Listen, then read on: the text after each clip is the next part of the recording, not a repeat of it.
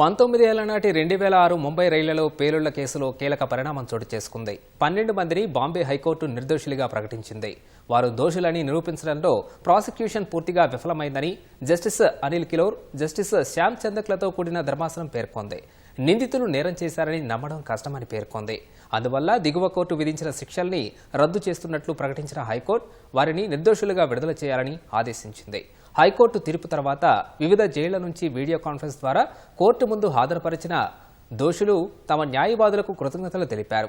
2016 July 11న ముంబైలోని local రైళ్లలో దుండగుల వరుస బాంబు పేలుళ్లకు పాల్పడ్డారు. ఘటనలో 180 మందికి ప్రాణాలు కోల్పోగా 800 మంది గాయపడ్డారు. ఈ కేసులో పలువురిని పోలీసులు అరెస్ట్ చేశారు. 2015లో ప్రత్యేక కోర్టు 12 మందిని దోషులుగా నిర్ధారించింది. వారిలో 5గురికి మరణశిక్ష, 7గురికి జీవిత ఖైదు విధించింది. ఈ కేసుపై వారు బాంబే హైకోర్టును ఆశ్రయించారు.